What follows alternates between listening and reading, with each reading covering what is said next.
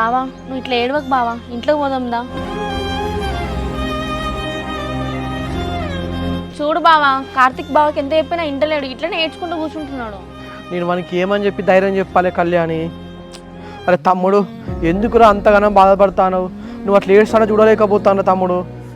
నాకు కావే కావాలన్నా, నాకు కావే. అరే తమ్ముడు, ఇప్పుడు చేసేది ఏమున్నా చెప్పురా నువ్వే. నీకు ప్రతి దాంట్లో నీకు సపోర్ట్ చేసుకుంటేనే వచ్చినా కదరా. నేనేమి ఇద్దరికి పెళ్లి చేస్తాను మాట కూడా ఇచ్చిరా. వాళ్ళ ఇంటికి వెళ్ళినా నేను నాన్న వాళ్ళతో మాట్లాడినా అన్ని రకాలుగా ప్రయత్నం చేసినావురా. కాకపోతే వాళ్ళ ఇంట్లో వినకుండా ఆమె తొందరపాటు నిర్ణయం తీసుకొని ఈ రోజున మన అందరిని వదిలిపెట్టిపోయిందిరా.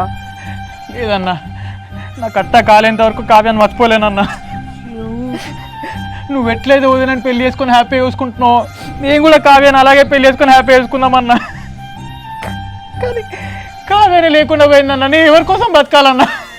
అరే తమ్ముడు, నువ్వు అట్లా మాట్లాడకురా, మేము తట్టుకోలేమురా నీకేమన్నా అయితే. అరే కావ్య నేను లైఫ్లోకి వచ్చి జస్ట్ 6 months అవుతుందిరా.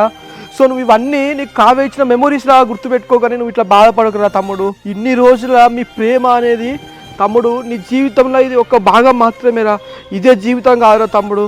అర్థం చేసుకోరా తమ్ముడు. అన్న, తను పరిచయమైన 6 నెలల్లోనే తనతో జీవితం మొత్తం ఊహించుకున్నా. కానీ ఇప్పుడు తనే లేదన్నా. ఈ మిగిలిన జీవితం మొత్తం ఎవరి కోసం బతకాలన్నా? నీకు మేము అందరం ఉన్నావురా తమ్ముడు, నువ్వు అస్సలు అట్లా బాధపడకురా. ఒక్కటి ఆలోచించిన నువ్వు కావ్య దూరం అయ్యి వాళ్ళ ఇంట్లో వాళ్ళ ఫ్యామిలీ ఎంత బాధపడతానో చూస్తాను కదరా. ఆ బాధను మాత్రం మాకు ఇయ్యకరా తమ్ముడు. అమ్మ నాన్న మాత్రం ఈ వయసు అసలు తట్టుకోలేరురా. అన్నా, మీరందరున్నా తనలేని లోటుని ఎవరు తీర్చలేరన్నా. తనతో నా మిగిలిన 100 ఏళ్ళ జీవితాన్ని ఊహించుకున్నా అన్న. కానీ ఇప్పుడు అవన్నీ ఊహలాగానే మిగిలిపోయినాయి.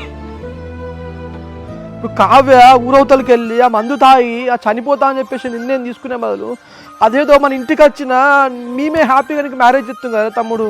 ఇప్పుడు ఆమె తొందరపాటు నిర్ణయం రా, అది ఏం చేయలేము. ఆమె తలరాతలు రాసుకొని వచ్చింది.